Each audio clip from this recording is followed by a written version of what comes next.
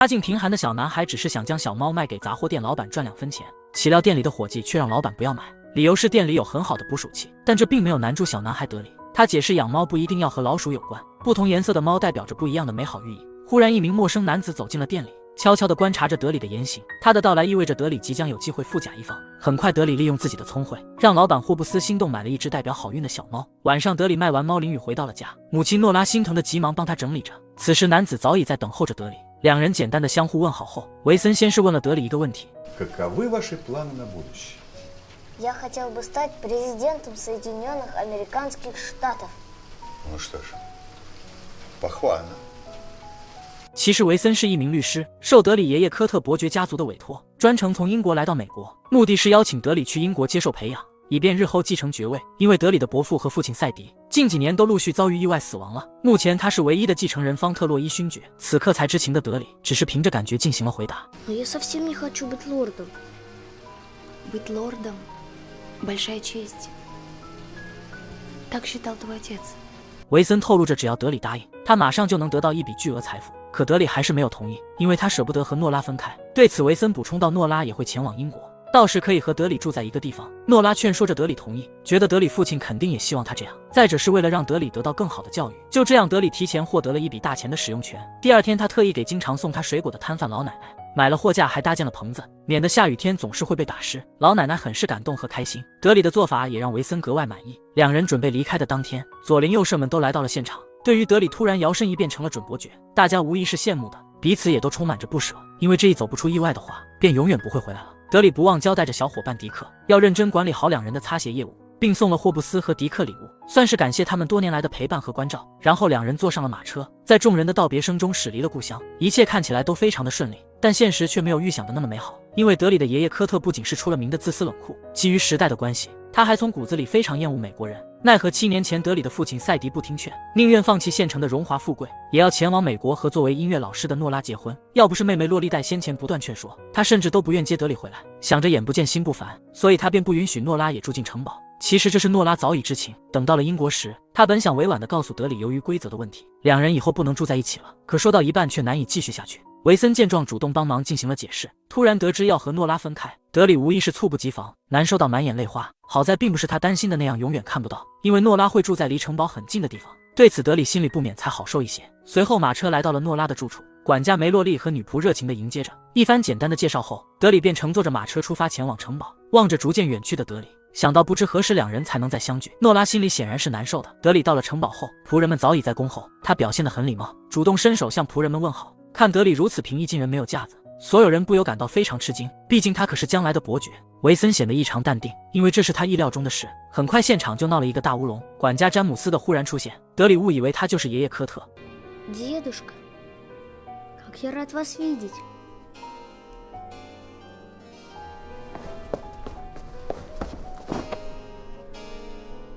德里这一迷之操作，让詹姆斯尴尬到大脑都没能及时处理过来，缓了几秒钟才回过神来，连忙提醒着德里，爷爷科特正在里面等他。看任务已经完成，维森便放心的离开了。詹姆斯边走边和德里介绍着城堡悠久的历史，期间德里还发现了父亲的画像，他感到熟悉又陌生，因为父亲在他很小的时候就遭遇海难死了。Это же... Да, это ваш отец, милорд.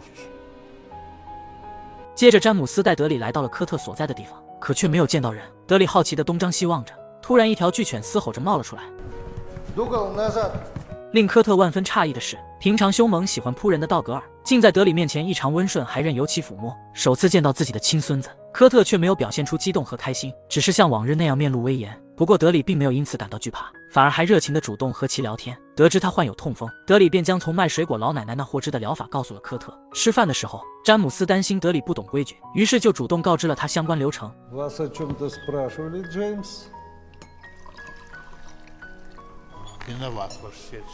尽管就餐的气氛很压抑，但还是没有影响到德里的食欲。吃完后，他尽情地把玩着从未见过的新奇玩具。到了晚上的时候，一股强烈的孤独感逐渐涌上了他的心头。触摸着眼前的钢琴，他不禁想念起了诺拉。此刻诺拉也在钢琴旁牵挂着德里。维森告诉科特，先前诺拉在美国的时候一直拒绝他给的津贴，靠领取少量的退休金维持生活，这足以证明了诺拉不是贪财之人。可科特对此却丝毫不信，认为是诺拉嫌给的太少。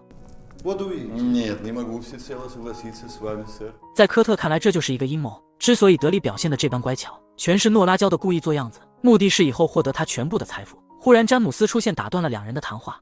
Ну, что там еще? Маленький лорд хочет пожелать вам спокойной ночи.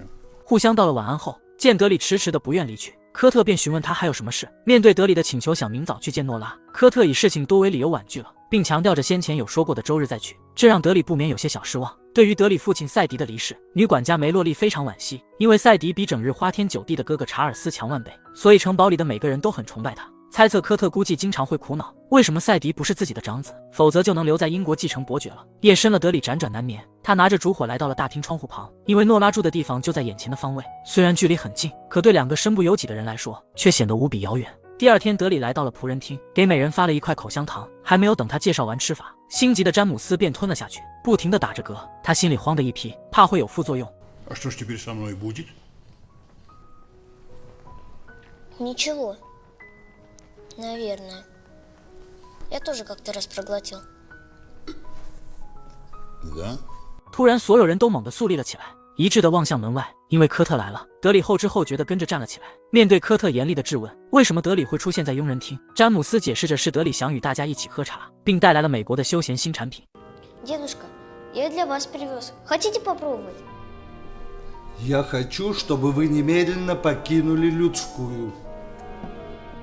无奈之下，德里只能听话离开。眼前目光所到之处的公园以及周围的土地，都是方特洛伊家族的。当德里成为伯爵时，这些都便属于他了。После моей смерти, конечно. Но я тогда совсем не хочу быть графом, потому что я не хочу, чтобы вы умирали. 此时负责照顾德里的贴身仆人托马斯正打趣着，觉得大家或许能活着看到城堡里出现一位和蔼可亲的伯爵。詹姆斯也非常的期待，并表示这将无比难得，因为他的父亲曾说过，科特小的时候也是一个出色的孩子。显然这是在暗示人是会变的。德里随科特一起坐着马车穿梭在自家公园，所有人见到他们都会示意致敬。有个店户希金斯因没有按时交齐土地租金，管理人员就牵走了他的马来抵债。见希金斯吃力地拉着装有货物的马车，德里便想了解下是什么情况。Граф не обязан знать всех, кто работает на его земле. 说着说着，管理人员纽维克就来到了两人眼前。Здравствуйте, ваше сиятельство. А это, как я понимаю, и есть тот самый маленький лорд. Здрасте. Вы угадали, Ньюик. Именно он выгонит вас, когда вы станете старым и бестолковым. 而这就是科特平日里的言行风格，从不考虑别人的感受。虽然他一把年纪了，但枪法却依旧很准。听科特讲解了大概的技巧后，德里便实操了起来。对此，科特分析着原因，让德里冷静专注些。这时，詹姆斯带着神父道威和希金斯来了。神父请求着科特发善心，因为纽维克不仅牵走希金斯的马，现在还想赶走他，这对希金斯来说无疑是雪上加霜。他的妻子去世后，家里5个孩子要他养活，糟糕的是他自己还患有重病。А ведь он всегда был хорошим работником. Если он хороший работник, ему не нужно ваше заступничество. 见科特如此无情，一丝机会都不给，两人只能无奈地离开了。望着希金斯失望低沉的背影，德里忍不住告诉科特，自己非常的同情希金斯。А как бы вы поступили на моем месте? 德里表示想让纽维克归还希金斯的马和土地，认为不幸就如同下雨天一样，可能发生在任何人身上。科特犹豫了片刻，决定给他一个机会，只要德里击中飞碟，他的想法便能实现。为此，德里全神贯注了起来。回去后，他认真写了一封给纽维克的信，并盖上了印章。岂料科特看后却不满意，指出有4个错误的地方，还打算帮德里找优秀的老师。紧接着，他又让维森过目审查下。信上写着：“亲爱的纽维克先生，请您把房子和马还给希金斯先生，您这样会让我非常感激。谨启，方特洛伊。”这让维森不知道该怎么说，毕竟从法律角度看，内容是毫无问题的。Он сделает из меня.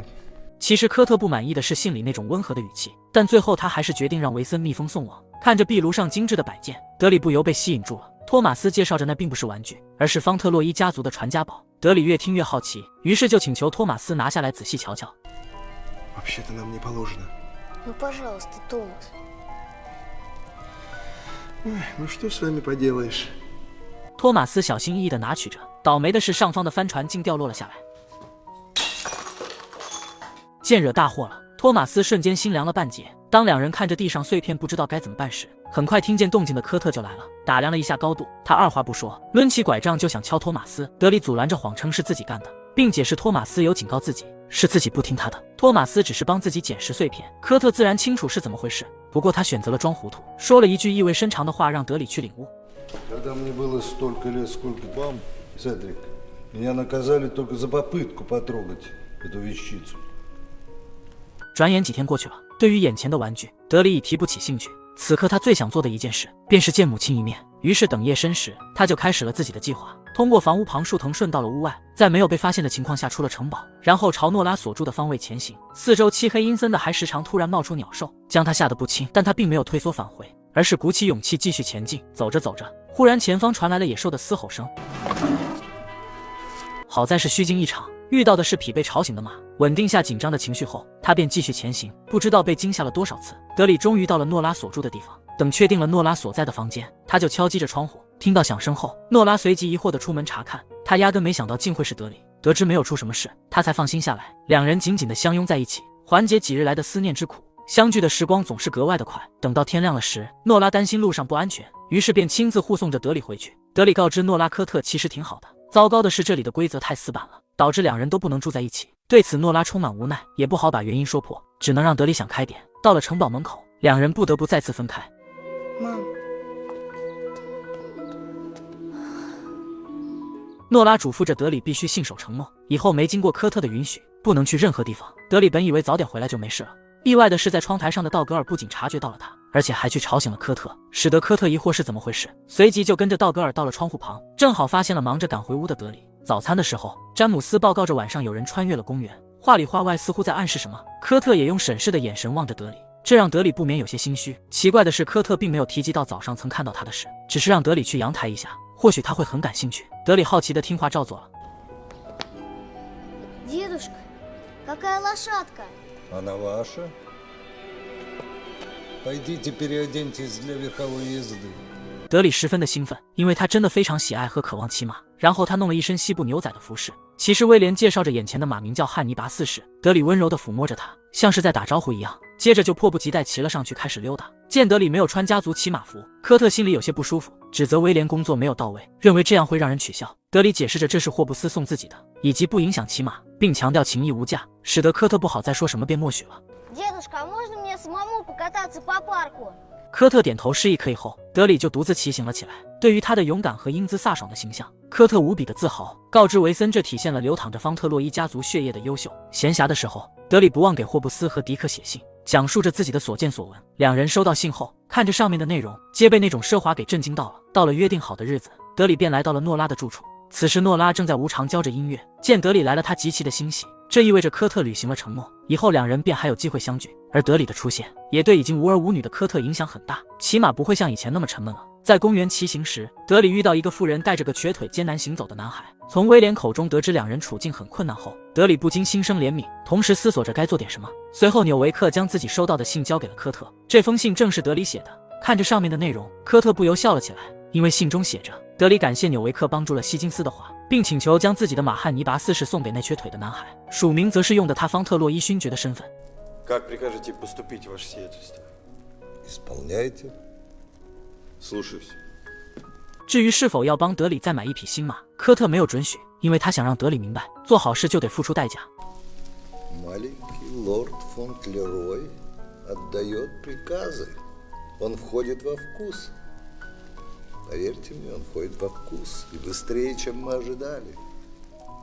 德里深情地和艾玛道别，并嘱咐着要服从新的主人。虽然他心里很不舍，但想到小男孩比自己更需要马，他便逐渐地释怀了。而这也都被在窗户旁的科特看在了眼里。相比之前在故乡的丰富多彩生活，城堡里显得格外的单调乏味。德里经常不知道做些什么好，就在为此而感到苦恼时，透过窗户忽然他发现外面有一条可爱的流浪狗。顾不上形象什么的，他兴奋地立马冲了出去，抚摸着温顺的小狗，同时决定收养作伴。可才刚抱进屋里，就被科特发现了。Это что за гадость? Это не гадость.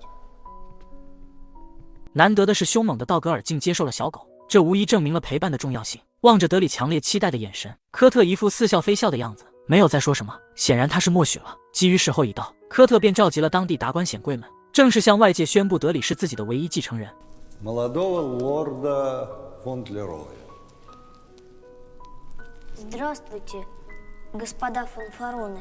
众人被逗得只能努力憋住不笑出声，毕竟这是严肃的场合，实则人比哭还难受。面对询问来英国感觉如何，德里回答着非常喜欢，最开心的是见到了慈祥的好爷爷。这个回答科特自然很满意。至于以后有什么计划，不知情的德里直言，等进上医院后，他将废除阻止母亲不能和自己以及最善良的爷爷一起住的规则。这使得科特瞬间尴尬到脸色阴沉了下来，因为幕后黑手就是他。众人也都明白是怎么回事，只是不想拆穿罢了。忽然詹姆斯找到了科特，告知维森有急事相见。维森带来了一个坏消息，那就是有个叫米娜的女人找到了他，并提供了一些文件资料，上面显示米娜先前已和科特的大儿子查尔斯结婚了。开始科特还不以为意，觉得只是酒鬼儿子找的一个码头女工，没什么大不了的。直到维森补充到两人还生了一个男孩，名字叫马克，根据法律他将是科特唯一的继承人。突然又冒出个孙子，这让科特简直猝不及防，也意识到了问题很棘手。Завтра эта Минна хочет с вами встретиться. 为了顾及德里的感受，科特便吩咐着詹姆斯明天让德里去看望母亲。然而此刻所有在场的人都已经把德里当成了将来的伯爵。第二天，米娜带着马克来到了城堡，尽管两人话说的都很漂亮，但科特却没给他们好脸色，并让马克出去把门关上。米娜本以为自己很快就能住进城堡，岂料随即就被泼了一盆冷水。科特扬言着只要自己活着，他便没有一丝机会。在外面等候的马克见托马斯要送雪茄进去，他故意让托马斯去帮自己倒杯水，趁机迅速从盒子里拿出2根藏了起来。托马斯完全没有察觉到，不过马克在偷偷点火时却被詹姆斯发现了，他品行不端就此暴露了。虽然出师不利，但米娜还是非常自信，因为他有的是手段。再者，马克注定将会是继承人。精打细算的霍布斯雇佣了迪克帮自己打苍蝇，10支1美分。迪克感觉很吃亏，可还是硬着头皮打够了。霍布斯在点数时，忽然惊讶地发现手中的居然是英国报纸，他急忙询问伙计是怎么回事。Так в них были завернуты эти кофемолки, мистер Хопс. 得知情况后，霍布斯便好奇地阅览了起来，看着关于米娜儿子马克成为了方特洛伊家族的继承人报道，他万分的震惊，难以置信是真的。随即告知两人自己要出门一趟。蒙在鼓里的德里追逐着小狗来到了仆人大厅，詹姆斯一副失望的神情和他打着招呼，因为2个继承人他只喜欢德里，奈何命运要捉弄人。对于这件事，梅洛利几人也不禁感叹和讨论着德里有多么的优秀，诺拉是多么的好，完全没有注意到在盲区的德里。Ну, не в нашей власти. О, Господи! Я здесь случайно. Я ничего не слышал. 实际上德里已经知道是怎么回事了。等和科特独处时，他忍不住询问着科特，如果自己不是方特洛伊勋爵了，科特还会不会想要他。Не говори ерунды. Ты мой любимый внук и навсегда останешься им. Тогда мне все равно, буду я графом или нет. Ну, только не пытайся вышибить из меня слезу. 其实经过一段时间的相处，科特已经越来越喜爱和认可德里了。奈何世事难料，1个月后的某天，米娜竟找到了诺拉母子俩，指着报纸上关于他的内容，嘲讽两人是骗子。Я не понимаю, о чем идет речь. Я что?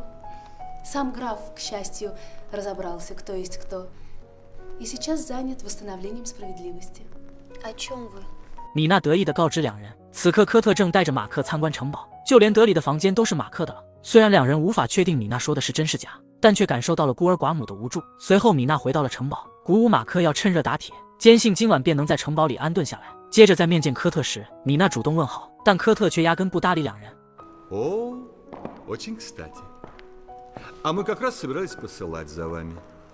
米娜强调着文件真实有效，可看到一个人时，脸上的笑容却瞬间消失了。这一切简直是应了那句无巧不成书。原来米娜是霍布斯的妻子，7年前两人还没有离婚，米娜就偷偷的逃走来到了英国。面对维森的质问，她是怎么拥有一个9岁孩子的？为何7年前都没有提及过？心虚的米娜自然回答不了。见情况不妙，抗压能力弱的马克便开始慌张了。为了逃避责任，他透露着一切都是米娜指使的，自己是个孤儿，之所以要合作来冒充，是因为米娜主动找到他，许诺过要给他荣华富贵，那些文件资料也都是伪造的。到了这一步，事情终于真相大白了。几人没有为难马克，随即放他离开了。米娜本想也跟着溜走，但却被维森拦住了，提出要他签署几份文件。Я после этого буду свободна? Очевидно. 经历了这么多事，科特也明白了不少，清楚了诺拉的人品极好，决定放下偏见，主动去看望诺拉。他和霍布斯也聊得很投机，听说可以一起去找诺拉。梅洛丽万分的欣喜，对于霍布斯这个及时雨，单身的梅洛丽不仅心存感激，而且还对幽默风趣的他很有好感。霍布斯也被端庄明是非的梅洛丽吸引了。得知了科特心里的想法，甚至做好了向诺拉道歉的准备。妹妹洛丽黛简直难以置信，因为现在的科特和以前相比，仿佛像是变了一个人。就当所有人满怀期待要出发时，不料詹姆斯却告知几人德里和诺拉已经走了。母子俩给科特留了一封信，使得众人都猝不及防地惊愣在了原地。Дорогой дедушка, мы с мамой не хотим больше вам мешать. Мы уезжаем. Я всегда буду вспоминать вас с благодарностью. 两人没有感到所谓的失衡，因为这场经历如同梦一样，现在梦醒了，自然就得回归现实。对他们来说，或许以前的生活更适合。为了及时挽留住两人，科特动用了警力去全方位寻找。遗憾的是，几天过去了，却还是一无所获，这让科特又急又气，认为是他们效率太低。洛丽黛安抚着失望的科特要坚持住，上天是不会辜负有心人的。忽然，科特想到了个好办法，那就是通过报纸刊登悬赏寻人。马克在街上装瞎子乞讨时，无意间看到了报纸上的内容，随后他去面见了科特。因为那天马克离开城堡后，在路上遇到了德里两人，他们正前往港口去美国。得知两人身上没什么钱，马克还好心决定帮他们买便宜的票，因为他在港口有很多朋友。可等到了港口，却获知下一艘客船是在3天后。不过就当几人打算离开时，幸运的事情降临了。诺拉遇到了丈夫生前作为船长的好朋友，正好装着货物准备出发美国。拿着诺拉给的辛苦费后，马克就离开了两人。显然这就是警察找不到他们的原因。对此，科特履行了承诺。马克获得了一笔巨款5000元。迪克坐在斜滩无聊地吹着口琴，忽然他眼前一亮，惊讶地站了起来，因为他挂念的好伙伴德里回来了。Никогда. 自从德里走后，科特又回到了以前枯燥无味的生活。每当想起德里以及自己所做的事，他不禁思索着该怎么去补救。迪克不在的时候，德里就帮他照看着摊位，认真地替顾客擦着鞋子。虽然收入很微薄，但却过得格外的充实惬意。见新来的顾客的鞋子不错，他还会夸赞着，称自己非常了解鞋子。德里难以置信地缓缓抬起了头，因为他做梦都没有想过科特居然会来美国。不仅如此，诺拉还收到了科特代表歉意的鲜花，这意味着科特已经放下了偏见，接受了诺拉这个好儿媳。更值得欣喜的是，霍布斯还和梅洛丽在一起了。我们终其一生都在寻找属于自己的家，有人的家在宽敞的城堡里，有人的家在简陋的小屋旁，而最珍贵的家永远是由爱与理解铸成。德里用他天真的善意融化了科特冰冷的内心，用赤子之心重新定义了继承的意义，不仅仅是财产的传承，更是人性的传承。